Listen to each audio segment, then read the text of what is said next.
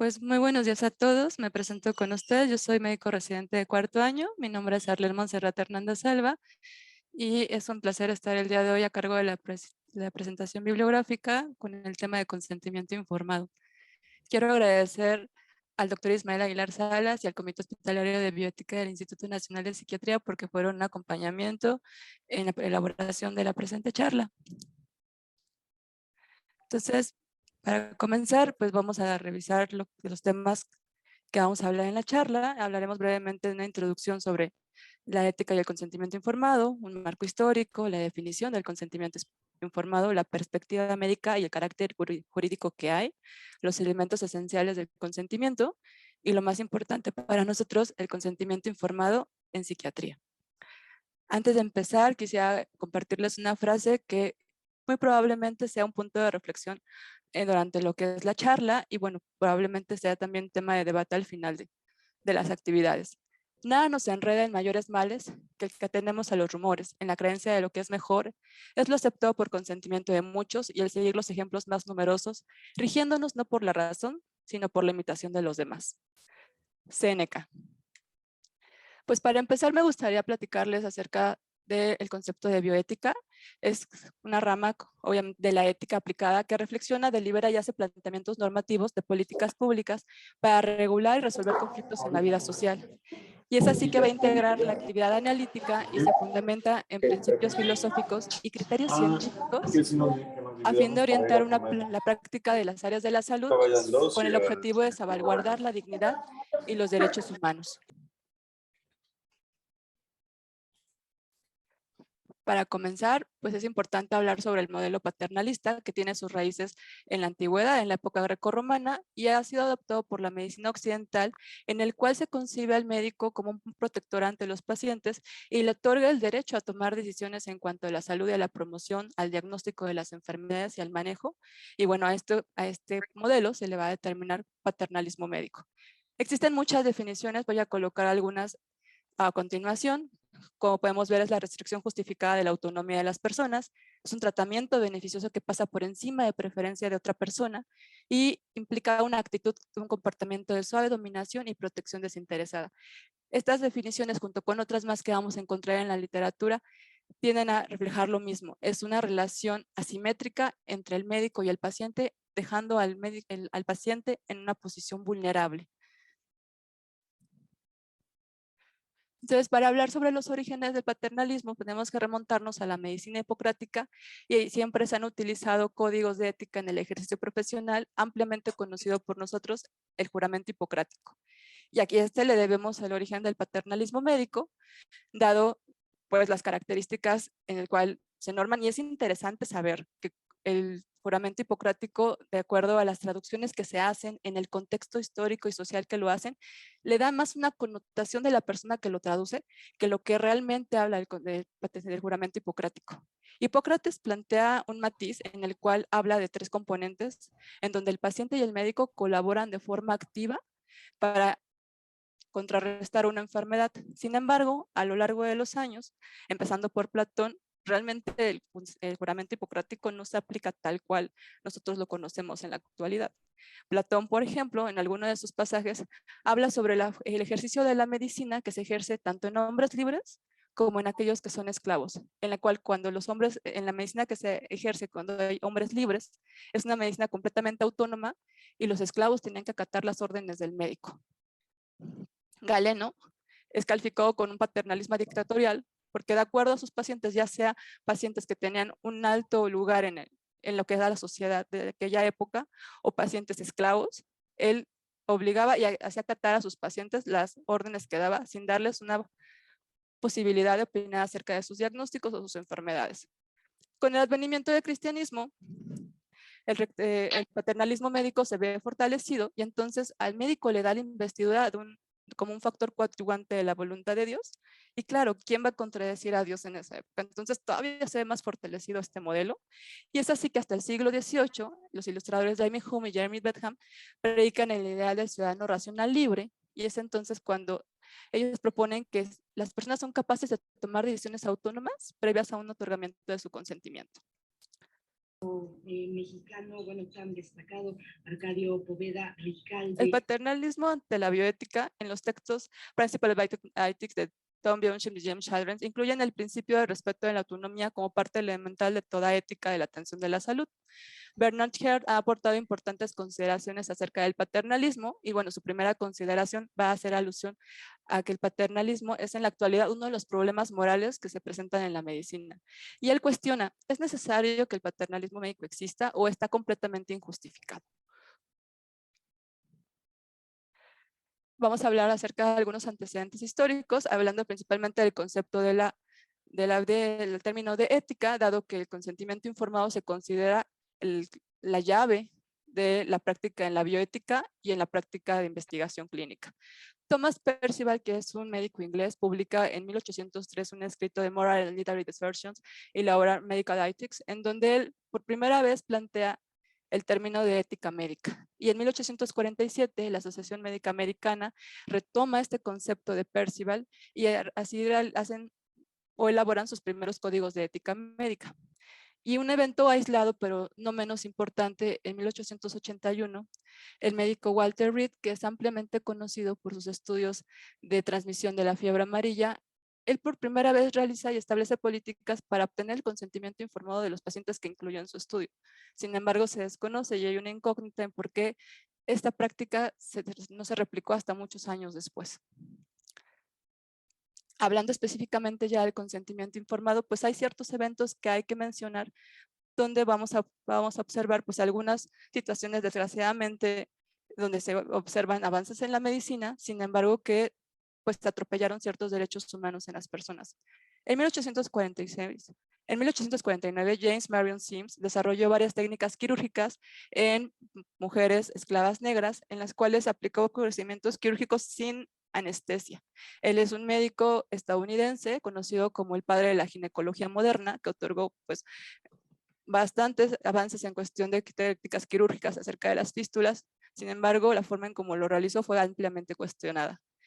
Llama la atención en 1914 en Estados Unidos el caso de John Delorf contra la Sociedad de Hospitales de Nueva York, en el cual sucede que una paciente demanda al médico por haberle extraído un tumor que ella no consintió. El tribunal resuelve a favor de la paciente y define que es un atropello el hecho de haber realizado un procedimiento sin el consentimiento de la paciente. Y esto es uno de los primeros indicios, junto con otro caso que sigue a continuación, donde se sienta y se habla específicamente del consentimiento, de la figura del consentimiento informado en la parte legal. Posteriormente, después de la Segunda Guerra Mundial, todos conocemos en 1945 todas las investigaciones nazis que se hicieron en grupos de guerra, siendo así después en 1947 se realiza el Código de Nuremberg, derivado de los juicios de Nuremberg, y luego en 1948 se elabora la Declaración de Ginebra. En 1949 se adopta el Código de Ética Internacional y en 1957 viene un antecedente muy importante que es el caso Salgo, en donde un paciente demanda al médico por no haberle informado sobre las complicaciones de un procedimiento quirúrgico, quedando con parálisis de las 4 extremidades, y el juez resuelve a favor del paciente por no haberle sido informado previo al procedimiento de las complicaciones médicas que podían suceder. Y es aquí, en este caso, y donde se dice que el consentimiento informado o el concepto de consentimiento informado nace en los tribunales americanos. Sí se había planteado la autonomía y la forma de darle al paciente el derecho de decidir sobre su salud y sobre los procedimientos, pero hasta 1957 es cuando se contempla tal cual el término de consentimiento informado y ya figura legalmente en la ley.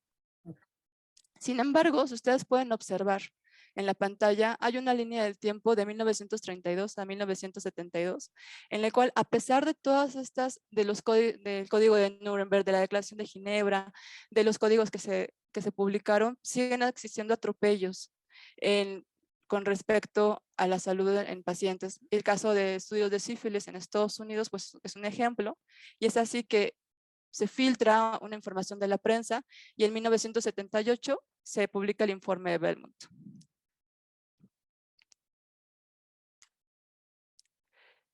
Más adelante se establece con el principialismo los principios de autonomía, de beneficencia, de no maleficencia y de justicia, que fueron propuestos como referentes universales. No son los únicos, existen otros temas pero el principialismo es como lo más común, el primero que se propuso.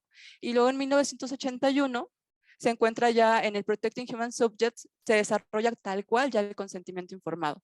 En 1982, el Consejo de las Organizaciones Internacionales, en colaboración con la OMS, se publican las guías internacionales para la investigación biomédica en humanos. Ustedes se pueden dar cuenta que, bueno, hay una parte de atención médica y otra parte de investigación clínica en medicina, que, bueno, surge y se acata el concepto de consentimiento informado.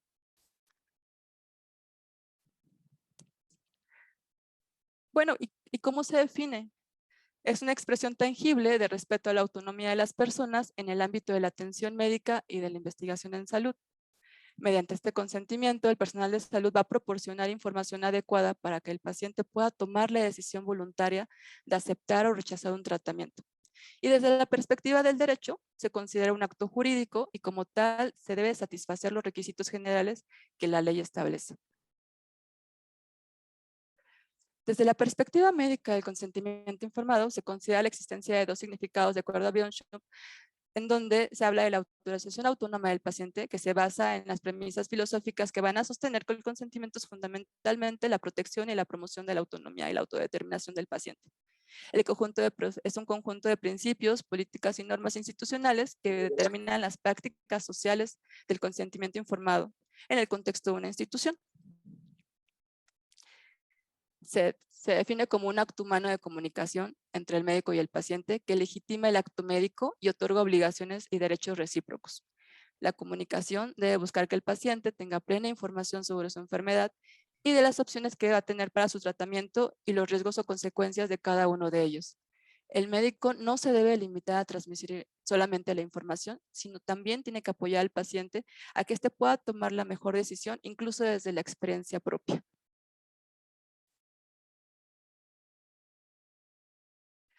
En la obra titulada The Foundation Bioethics, Engelgard aborda el complejo problema que plantea la existencia de una diversidad moral entre las comunidades e individuos. Y esto es muy importante, porque sucede que no todo lo legal es completamente ético, no todo lo que moralmente se encuentra aceptado por la sociedad es completamente ético. Y él plantea por primera vez en esta obra pues la existencia de este problema en el que se juega un rol moral complicado en el escenario de una diversidad.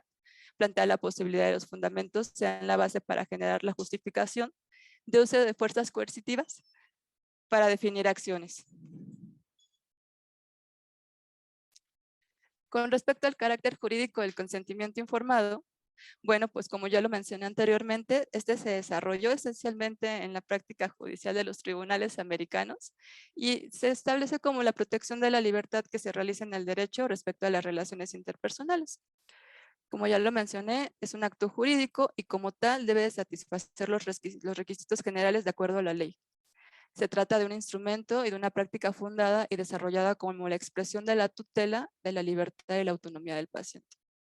Sin embargo, el consentimiento informado no solo es la firma del documento, es la expresión, es una parte y el inicio de todo un proceso. Es una consecuencia necesaria y una explicitación de los derechos a la vida y consiste en que el derecho del paciente de otorgar o no su consentimiento válidamente informado en la realización de tratamientos o procedimientos médicos y que en tal sentido este puede intervenir al paciente es necesario que se le dé a conocer las características del procedimiento médico, los riesgos que existen en la intervención y que a través de esto el paciente pueda asumir los riesgos y consecuencias inherentes a la intervención que él va a autorizar.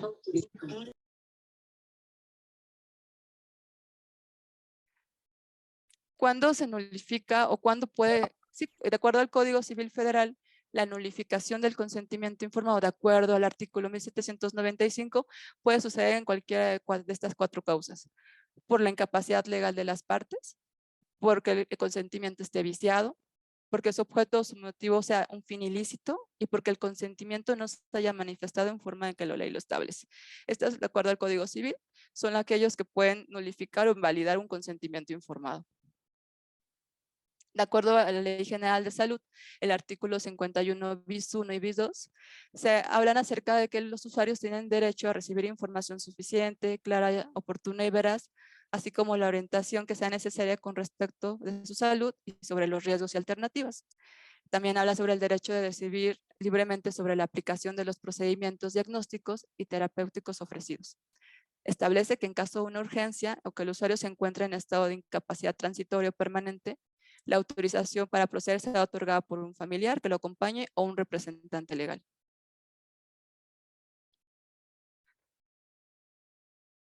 Vamos a empezar a hablar de los elementos del consentimiento informado.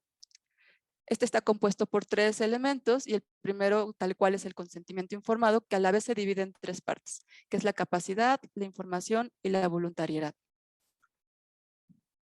Al hablar de capacidad, se establece que es un término psicológico y clínico y que este define aptitudes psicológicas necesarias para que aquí en la hora se pueda tomar una decisión. En el caso de las personas que carecen de una capacidad legal, siempre y cuando éstas tengan la capacidad de comprender características de su enfermedad y los tratamientos, se debe involucrar activamente a la persona en este proceso, en el cual se va a respetar su autonomía y la dignidad del paciente. Hablando de información, aquí es un punto o puede considerarse como una mayor problemática porque entonces se cuestionan a quién se debe de informar, qué es lo que se debe de informar, en quién y en qué momento y con qué detalle.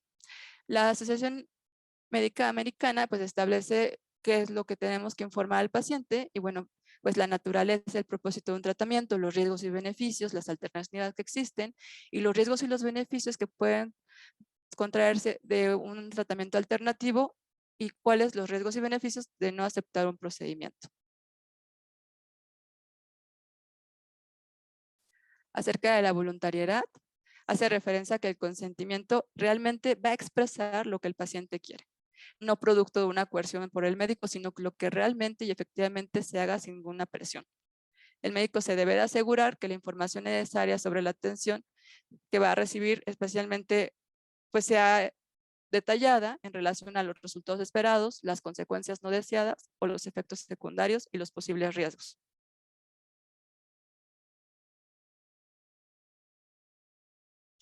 Los otros 2 elementos que van a conformar el consentimiento informado es el objetivo y la formalidad. El objetivo habla del respeto a la autonomía, la dignidad y los derechos del paciente y que tiene derecho a decidir sobre la atención médica que va a recibir. Y la formalidad pues hace referencia a los documentos escritos signados por el paciente o el representante familiar. Y aquí pues bueno, rápidamente les pongo, de acuerdo a la norma oficial mexicana del expediente clínico, cómo debe estar conformado un consentimiento informado. No los voy a leer todos, pero bueno, de su parte izquierda de la pantalla pueden observar lo que debe de contener un consentimiento informado y en la parte derecha, de acuerdo a esta norma, pues en qué momento nosotros tenemos que realizar un procedimiento informado.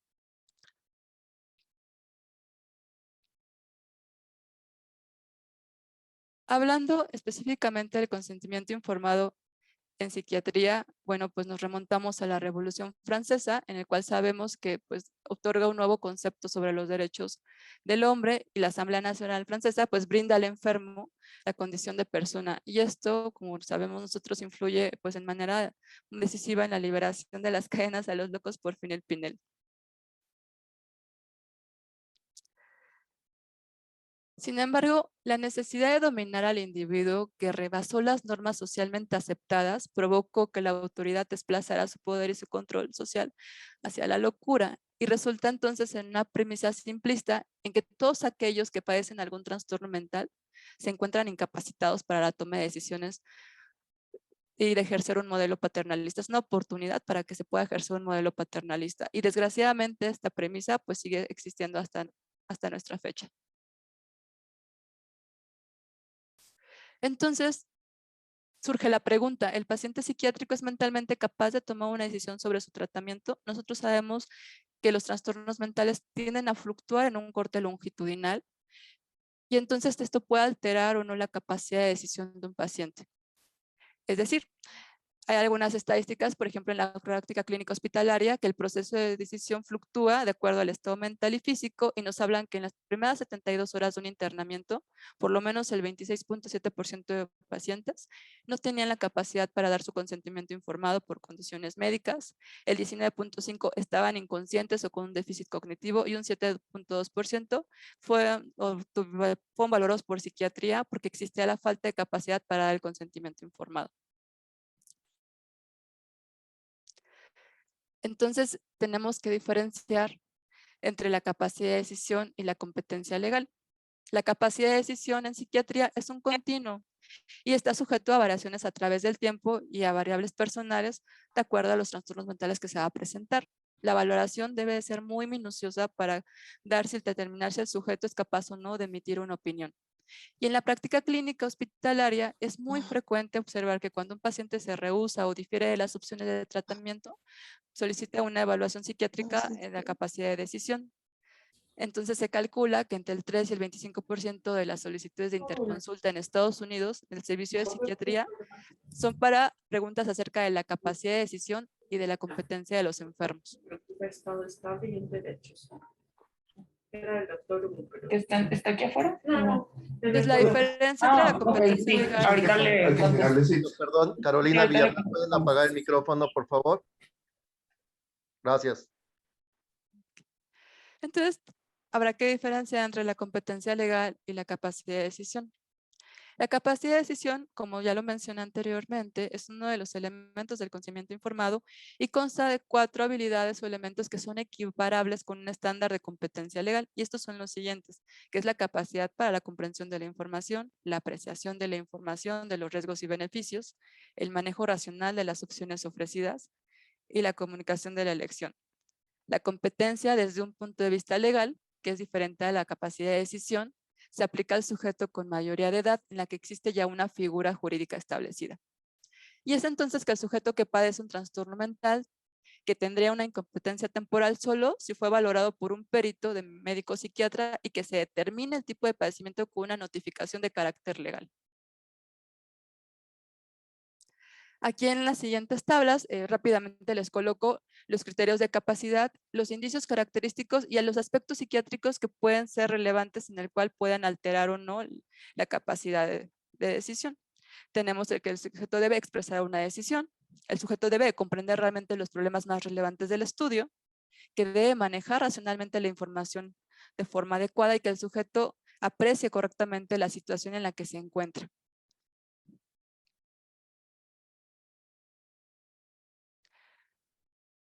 Weiss describe 4 factores que pueden afectar la voluntariedad en el paciente psiquiátrico y estas son las siguientes.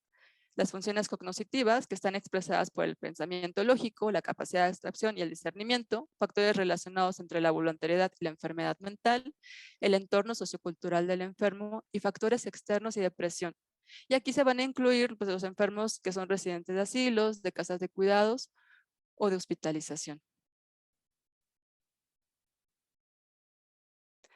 Algunas condiciones psiquiátricas que pueden afectar el consentimiento informado, las coloco aquí en la pantalla del lado izquierdo, y pues pueden ser episodios depresivos, pacientes en estados de manía, trastornos psicóticos, trastorno por consumo de sustancia y demencias. Es decir, todas estas condiciones psiquiátricas en la fluctuación en una forma longitudinal pueden alterar la capacidad de decisión de un paciente. Y queda de nosotros determinar o no si el paciente está en la disposición de poder tomar una decisión o le damos la oportunidad a su tutor legal. Algunas otras condiciones que pueden afectar el consentimiento informado, que de manera transitoria pues, puede ser la ansiedad, el dolor, la distracción, la habilidad para leer, la complejidad de la información que se da, ¿no? Las variables que limitan al sujeto en la comprensión de la información, como el nivel académico, la fatiga, el cansancio, medicamentos. Entonces, estos también pueden afectar la toma de una decisión con respecto a su estado de salud de un paciente. Y nos damos cuenta que esto se vuelve más complejo todavía. La UNESCO establece que el consentimiento en las diferentes categorías de personas que requieren una protección especial van a incluir a los trastornos mentales, a los trastornos del aprendizaje, a ancianos con estado de confusión y pacientes con un estado inconsciente. Asimismo, en esta misma sesión general, en el artículo 93 y 94, establece que la condición psiquiátrica suele ser una razón para renunciar al consentimiento del paciente y que reconoce la alteración mental que tiene un amplio espectro para la toma de decisiones. En México, el consentimiento informado pues identifica la norma oficial mexicana que habla sobre considera vulnerables a los grupos sociales más desprotegidos y entre ellos considera a los adultos mayores en las condiciones de soledad, de abandono, discriminación, maltrato y discapacidad.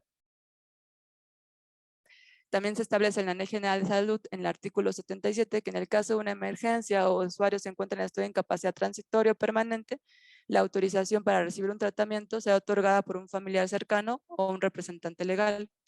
Cuando no se encuentre un familiar cercano, la institución médica debe proceder a preservar la vida y la salud del usuario, apegándose a todas las normas vigentes que la ley establece.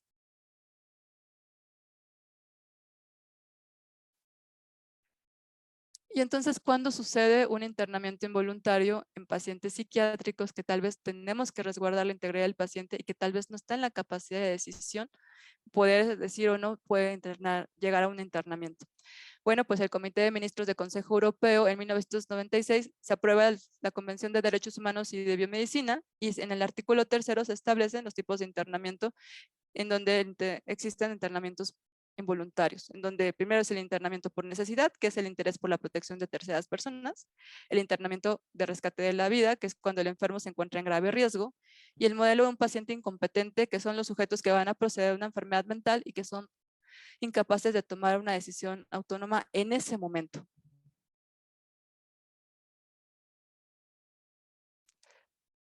Los criterios que la OMS ha establecido para una hospitalización involuntaria van a incluir que la evidencia de un trastorno específico y severo, que exista un peligro inminente de daño al paciente u otras personas, que haya un deterioro de las condiciones del paciente por el tratamiento, que la admisión tenga un objetivo terapéutico y que se requiera de un certificado médico que acredite el estado mental. Y el internamiento después de 72 horas, el diagnóstico debe realizarse por lo menos con 2 psiquiatras y un médico de guardia. Y se debe sustentar la situación de emergencia para poder justificar un internamiento involuntario.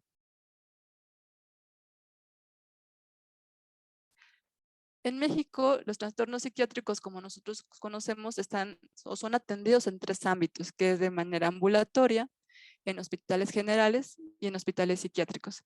De acuerdo con el informe de la evaluación del sistema de salud mental en México, utilizando un instrumento de evaluación para sistemas de salud mental en 2011, se habla que el 16% de los internamientos psiquiátricos en hospitales generales fueron involuntarios y que el 67% lo fue en hospitales psiquiátricos. La admisión involuntaria fueron de pacientes que llegaron en un estado crítico y que no se encontraban en condiciones de firmar un consentimiento informado. Y lo que sucedió fue que un familiar junto con 2 testigos firmaron la carta de hospitalización.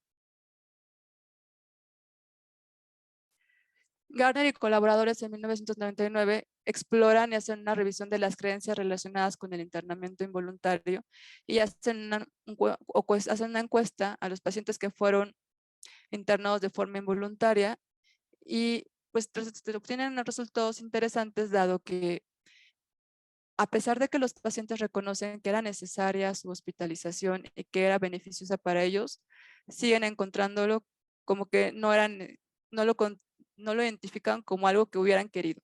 Sí, más bien era necesario, pero no era algo que ellos hubieran querido. Y esta parte es lo que forma parte de la versión de una hospitalización involuntaria, que es la respuesta a una pérdida de la dignidad y el respeto implícito por la privación de la libertad. Hablando de directivas avanzadas y tutores, bueno, pues hasta ahora sabemos que la legislación nos va a permitir a los pacientes que aún puedan expresar su opinión, que puedan rechazar tratamientos médicos y si existe una situación legal compleja con respecto a la autonomía del paciente, que cada vez no pueda comunicarse o no pueda tomar una decisión por sí. En los enfermos que temporalmente se ve comprometida la capacidad en la toma de decisiones, por razones de índice mental, se ha propuesto directivas avanzadas, en donde se consiste en la elección de opciones de tratamiento antes o previos a un punto en el cual el paciente sabe que no va a poder tomar la decisión. Y la otra alternativa es para la incompetencia temporal, es asignación de un tutor para los episodios de crisis. ¿Qué hay de acuerdo a algunas legislaciones? Bueno, existe la ley de voluntad anticipada en México que va a favorecer a aquellos pacientes con el uso de pleno de sus facultades mentales y que pueden elegir sobre los cuidados paliativos. Sin embargo, deja fuera a aquellos que habitualmente o accidentalmente no disfrutan de un cabal juicio.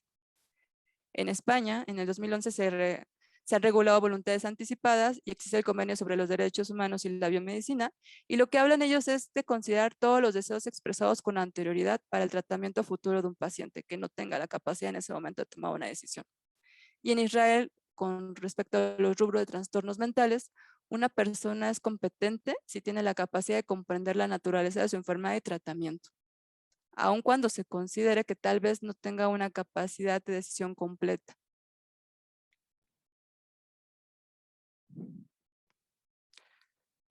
¿Okay? Y como conclusiones, pues podemos entender que el consentimiento informado es el medio para reconducir la relación de cooperación y entendimiento mutuo entre pacientes y médicos. Es un proceso de diálogo que va a implicar el reconocimiento pleno de la autonomía y la autodeterminación de los pacientes para decidir sobre sus tratamientos, riesgos y posibilidades de curación, y que los médicos deben ser capaces de transmitir la información y los términos deben de ser comprensibles al paciente. No existen conceptos de tratamiento universalmente correctos, ni que se puedan aplicar a todos los casos, y la beneficencia médica y el consentimiento informado no son opuestos, sino que son una fuente de dimensión adecuada para una medicina antropocéntrica. Y bueno, una de las conclusiones que más me gustó y por eso se las coloqué en la pantalla es el derecho representa mínimos éticos exigibles en la sociedad y es imposible que se pueda incluir todos los supuestos que pueda presentarse en la atención de la salud. Y por lo tanto, que el cumplimiento formal de la norma no nos va a garantizar que la actuación médica sea moralmente adecuada ni que se cumpla con las exigencias propias en la ética médica.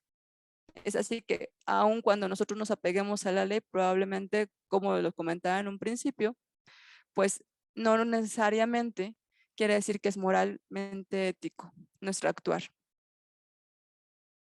Pues esto sería todo. Muchas gracias por su atención y le voy a ceder la palabra al doctor Ismael.